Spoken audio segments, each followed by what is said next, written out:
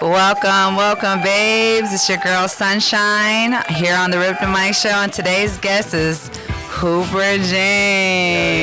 Yo. How you doing? I'm doing well. You doing good? Yeah. So let's talk about the name Hooperjames. Where did that even how did that come about?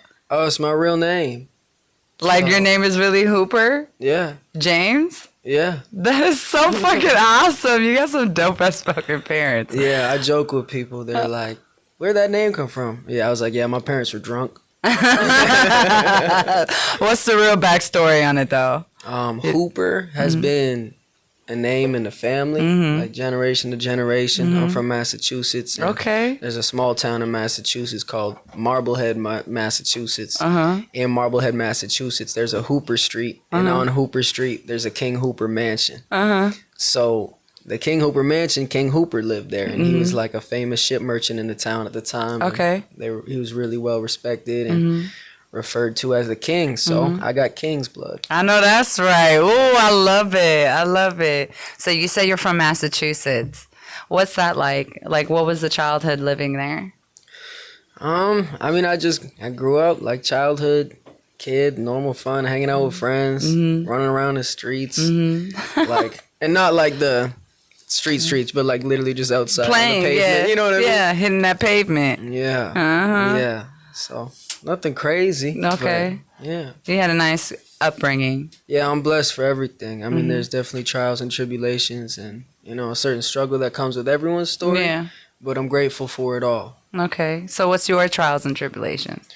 What'd you face growing up? I'm just happy who I am today. Okay. I know that's right. You said something about being a fat kid. Were you teased or were you really a fat kid or are you just saying that because you loved fucking food? Man, I was just a little chunky. You got some baby fat, some kid fat, and it didn't start shredding for a while. So I was eating Scooby snacks and Rice Krispie treats and all that. You gonna finish that? I know I finished mine. I'm wondering if you finished yours. Yeah. Exactly. I'll help you. That's how I'll help you in life. So for you living in Massachusetts, what was the culture there? Was it predominantly Caucasian? Was it mixed? Yeah, definitely predominantly white place, Massachusetts. I grew up in a real suburban white town. Okay.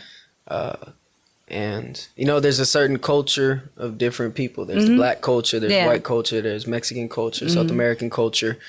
And I guess I just grew up in a white culture. And as soon as I started to venture and experience different types of cultures, it was just so good. It's I'm taking that from there. I'm taking this from there. Because I was blessed enough to go to Ecuador. Oh, wow. And that changed my whole life. And that's a whole different culture as well. Yeah, what was that like? Oh, a lot of love. Yes, come in. Are you hungry? Do you want some food? Oh my goodness. Their home is your home. Exactly. So how old were you for that experience? 19, 20. Okay, nice. Did you go anywhere else after that? Yes. Since then, I have been to Portugal. Oh, wow. Lisbon, Portugal. That was great. And here in Atlanta. Okay. So which one is your favorite that you've been to? Oh, they all have different things that I love so much about them, so I can't.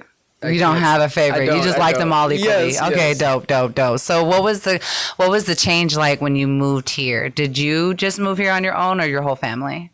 I'm just here on my own with some of my homies. I know that's right. Yes.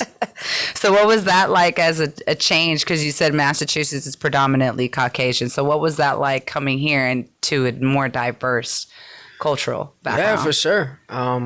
At first, it was a little bit of culture shock for sure. Yeah. You know what I mean? Because, obviously here, everyone's black. Yeah. I'm obviously not that. And of course, I mean, it's just a fact. So, it took a little bit to get used to at first. I mean, I assume the same way a black person maybe go to Massachusetts. Right, So, right. But yeah, it's just, there's so much love and soul down here, and you can hear it in the music, and a lot of people in Atlanta opposed to Massachusetts walk within their passion and take action on their passion, and I'm a fan of that. Oh, I love that. That was bars. I never I don't see color. Like, I really don't. People say that it's cliche, this and that, but like, you're a human to me. Even when I meet like celebrities or people, it's just like, you're a human. Like, I trust me, I get it. Yeah. I feel no type of way about how anyone looks or whatever color they wear. So, I love that. Yeah, because I mean, a lot of people may not know, but my father is white, so I get it. Growing up, it was very different because I grew up predominantly on the island and then back in Cali. So it was, when I moved to the South, it was a huge culture shock. But I get it. I definitely get it. Yeah, we're there. Yeah, for sure. So what are some things that you love to do outside of music that people don't know about? Oh, crap. Okay. I actually live a really simple life. I love my life. I meditate. I read. Sometimes I get lost in like TV shows and movies because I need a break. I need to escape this world for a little while. Yeah. But I work out, meditate, read, sometimes watch TV and movies, and go out in nature sometimes. But that's it. Okay. Or I'm doing music, and there's so many different umbrellas within the big umbrella of music. You got the blues, you got the country, you got the rock. Yeah. Well, those are like genres. I'm more like the actions you can take within the realm of music. It's like I'm writing. I'm recording. I'm mixing and mastering. I'm performing. I'm practicing my set. I'm promoting my business and my NIL and my brand on Instagram, on social media, and like I'm figuring out new streams of income through, like there's so much to do, so much revenue, and so much to grasp from. So what was that experience like, starting from being 19, living in Massachusetts, going here, there, and then coming here and then learning so much more about music that you may or may not have already known? What was that like? Was it nerve-wracking? Were you scared, or was it exciting for you? I would say it's still exciting and it's still nerve-wracking. Is it? It's still a little bit scary, like I think I'm still within that experience, every day. You are, but you're the shit. Like, I ain't gonna lie, your music is, when I first seen you rip the mic, I was like, damn, he is really good. How long have you been in, if you don't mind me asking? Been in? Like, starting, how long have you been rapping for? Oh, yes. For fun, like 7 years. Okay. And then I've been pushing the needle and really promoting it, and have made it my career, and been trying to continue to make it my career for about 3 and 4 years. And now I'm happy to say that it is my career. Okay. So what would be a piece of advice that you would tell yourself, or maybe a family member, if there were ever to venture off in music? As long as you love it and have a passion for it and enjoy doing the activity that you're speaking about, it's all going to work itself out. Because my definition of success with music may be totally different from your success with music. So your success with music could be, I'd like to gig on the weekends and still work my job and have a family and do this. Another definition of success with music could be, I want to live full time off my music financially. Right. And it's just, as long as you like something and enjoy doing that activity, do it. Like, just do it. Like, this life is too short. How are you not gonna do the thing that you want to do? Yeah. Okay, that was really deep. I really love that. So, thinking about music, let's hypothetically say you're not a musician, you're not an artist, you're not doing that. What would be something outside of music that you would probably venture off into if it wasn't an option? I would either be teaching or be a monk. I get that aura from you, though. It's just like really calm and soothing. I love it. It's really nice. It's really vibracious, but it's very peaceful. I am at peace. At least right now. Not every day is peaceful, but to every day we're is human. Peaceful. Yes. Yeah. There's highs and lows. But I have an extensive meditation background, and the monks are walking from Texas all the way to Washington, D.C. For peace, love, compassion, and kindness, and also mindfulness with every act, every single day. And that's how I've been living for like a couple years now. So seeing them walking within that, and the whole world is kind of seeing it and hearing what they're about, it just speaks to me volumes, because that's how I live. Yeah, it's not mind-blowing. And no, it really is, because it's like you don't hear people talking about that. So when did you what captivated you into wanting to partake more into that? I'd meditated once, and like all things that we enjoy, you like it. And then you figure out, whoa, this is cool. So long story short, I met some people, this and that and this. I did some meditation retreats. Oh, where at? Shelburne Falls, Massachusetts at the Vipassana Meditation Center. That sounds so nice. It is. It was the most difficult thing I'd done up until that point in my life, but the most rewarding and changed the course of my whole life. Explain the adversity or the difficult navigations that you had to go through with that. So what was that like? I'll tell you the schedule. Okay. You wake up to the sound of a gong at 4:30 a.m. Oh, wow. 4:30 a.m. is crazy. Okay. You have 2 meals and then a tea time at night. You can't talk to anyone. You can't, you're not supposed to, look at anyone. No, communication between people. You can't read. You can't write. Wow. And you are awake they phrase it as 16 to 17 hours a day. And out of those hours, for 11 of those hours, you are meditating. So that's meditate for an hour, 5-minute break, meditate for an hour. Meditate for an hour and a half, lunch break, chill for 20, 30 minutes after lunch. It's kind of all built in, and then meditate for an hour, and then meditate somewhere else for an hour. And I had never meditated for more than 30 minutes at a time. And then I went from that to meditating 11 hours a day at an hour block at a time. Wow, that sounds really overwhelming. At first, was it? That is a word for sure. It is. There's little words that can describe that whole experience. Yeah. Wow, it just makes me want to research it now. Yes. Wow. So you said you've been doing that for a couple years now? Yes, I've done 2 meditation retreats. I sat one, which is participating, and I served another. So you meditate less and you just volunteer and you give back because you don't get paid or anything. Because once you meditate, you realize that everyone should meditate. It's really good. It's kind of like a high in a sense.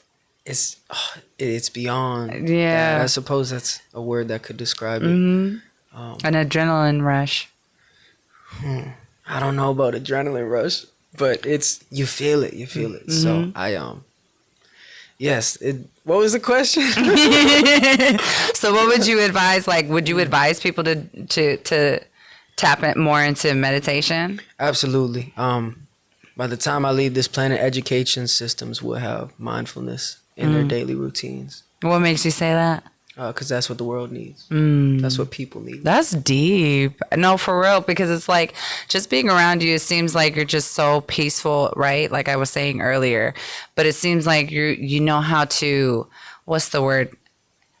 Navigate your emotions without just being overwhelmingly expressive. That's really deep. Okay. So what else are you into? You said you read. So what are some books that you have read? I've read How to Win Friends and Influence People by Dale Carnegie. And then I'm reading a book right now. It's by Oz Perlman. He's a mentalist and his upbringing and what he's learned about people as well. I read a book called Free Play by Stephen Nachmanovich. That's about the flow state. So the meditation. Yeah. When you've been in a flow doing an activity, kind of the bliss of that and the beauty of that. And so many self-help books. How to You Are a Badass. That's a book. Oh, that sounds intriguing. There's just I'm a self-help geek and nerd. I just want to I want to become better. Yeah, knowledge is power, though. Yes, and that's amazing that you read. So you guys, it's important. You see that he's a prime example. Read. Knowledge is definitely power. You can learn so much about yourself with just in reading. So that's really intriguing. Yeah. So outside of music, outside of meditation, what are some other goals or short-term goals that you have for yourself for 2026? And Happy New Year, by the way. Yeah, Happy New Year to new friends and new people and good vibes. And bigger growth, yeah. Indeed. Some short-term goals that I have. I suppose my short-term goal, the shortest term goal I'll have is a week. And that's honestly all the goals I have. It's I know what I need to get done in a day to have a successful day. And the more successful days I have, the more the things that I envisioned that I wanted kind of just come to me. But you can't go to the gym if it's Monday and you're like, I'm going to the gym every day this week. If you don't go to the gym on Monday, then you already didn't go every single day. So to achieve that goal, you need to make sure that you get it done today in the flesh right now. So a lot of my goals come with like, I see a bright light, or like I need to walk towards this direction, but I make sure I take steps just in the day, because that's all we have. So what are your long-term goals with you and music and just in general? Change the world. And how would you think, how do you feel like you can change the world other than telling them about meditation and reading? Being a positive impact in people directly, like one-on-one. Advocating for being the best version of you that you can be. Inspiring people and motivating people to do what they love. And just smiling. You said it, just smiling. No, because a smile can change a whole bunch. You never know what somebody's going through. I've been told that quite often, because I just smile in the morning and it just makes them really happy. So has there ever been some hardship that you face being in the industry? And I'm going to tap into it. It might be a little bit sensitive or awkward, and I don't mean it in negative way or anything, but being Caucasian in the rap industry, have you faced any backlash or anything when you first started? Yeah, absolutely. How did that change you emotionally and spiritually, like when you first started and people, like, I don't know. It made me understand that I can't predict what other people are going to say, no matter what my intentions are. So I have my intent on doing the thing that I love. And what I love to do is I love to rap. I love to record. I love to mix anything. I know what I enjoy to do. And you're really good at it, though. I appreciate it. You're welcome. Thank you. But people always will have opinions, and they will, from whatever background they are from, they're going to think a certain way. But shit, I get it. I'm white. I can get all deep, but I understand it. And like, that's cool. To me, instead of like Muggsy Bogues, he was like a 5'8" point guard. Instead of like everyone telling him he's too small, this and that. He figured out what works for him, because being a small point guard in the NBA, he figured out what worked for him. So I'm figuring out what works for me. And I know when I step on that stage, I'm the best rapper, period, no matter what you look like. I love that, man. I love that. No, because it's just like you already came in talking about I don't see color, which is really awesome, because in the world that we live in the society that we are in, a lot of people are so quick to judge. And you're very talented. Your personality, your vibe speaks for itself, and I can feel it in your music. So thank you for that. Thank you. Thank you for not allowing the naysayers to shift you. Honestly. So what are some advices to others that are white or a different descendant or culture that want to tap into music? Like, what are some uplifting words that you want to give to them? Tell your story and embrace your differences, because that is what makes you who you are. And when you only talk about the things that you are, nothing that you're trying to be, or nothing that you think other people's think that you want to be, and you just stick to the facts of who you are and what you believe in, everything gets easier. Because it's like, oh, I know what I'm doing. I know what I stand for. Anything outside of that, you don't align yourself with. And it's easy to be like, well, no, you can do that, but I'm just going to do this because I like doing this better. But tell your story and be confident in who you are. I love that. I love that. And I'm glad that you shared that with people that can most likely relate with you or also might be going through that. So I appreciate you for that. And I appreciate your time of you blessing us with your amazing spirit, your tenacity and your personality, and just sharing your story too. So thank you so much. Thank you for having me, Sunshine. You're a beautiful person. Thank you. I appreciate that. Do you have anything that you want to tell them that you have going on for 2026? Are you going to go? Are you going to be in our magazine? You know, we got a magazine. I mean, I hope so. Okay. That'd be cool. So what you got going on and planned for 2026? Any tours or anything like that? Yeah, there's a whole bunch of stuff, but I'm just gonna say, Hooperjames, I'm blowing up 2026. Yeah, we out of here. Thank you so much for coming by. You got to keep coming, okay? I will. All right. Take care. See y'all later. That's cool.